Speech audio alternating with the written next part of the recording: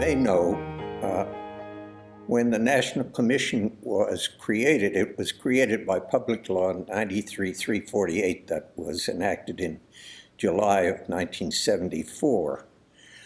Oddly enough, and I had drafted a good part of that law for the congressmen and the senators, so I was perhaps as familiar with it as anyone at NIH at that time.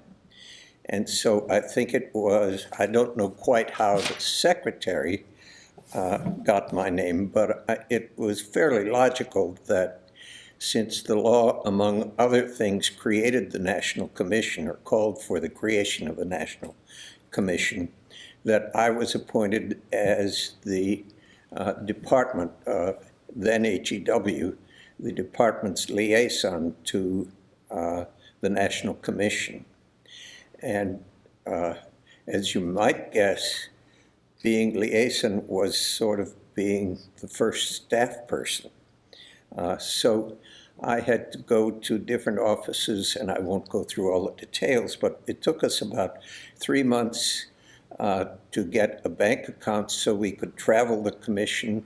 It took us several months to find furniture, to find a building, offices where they could meet, and the like.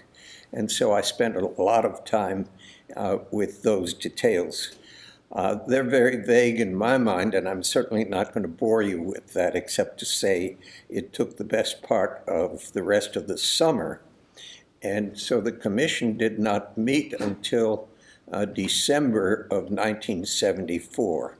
By that time, Cap Weinberger had appointed all the members, and they met for the first time in December of 74. And their mandate was very broad, lacking in specificity. So in a major sense, I think they created their own agenda. And they knew in a general sense that what they were to do was to deal with or set a framework for the conduct of research involving human subjects. And beyond that, they didn't have many mandates except for one. And that was one that I wrote into the law as a kind of last-minute thought. And it was that, among other things that the commission will address, they are to address principles of ethics that can be broadly applied to the field. I had in mind for those principles such things as the principle of the double effect. If you do something that has both a positive and a negative effect, you weigh the two effects in your mind, and if the positive effect outweighs the negative, you can go ahead and do something.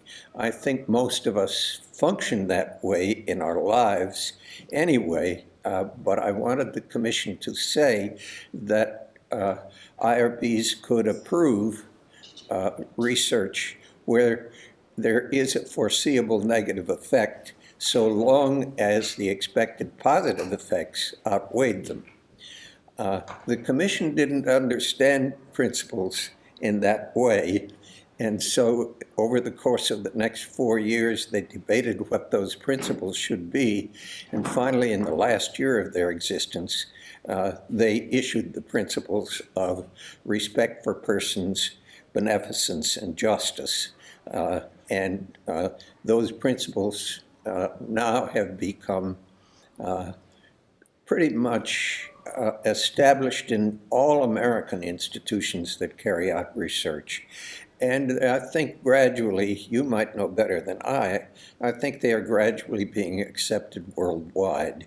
So my inspiration to challenge the commission to write about principles has paid off in ways that I did not intend and never would have guessed what they would come up with.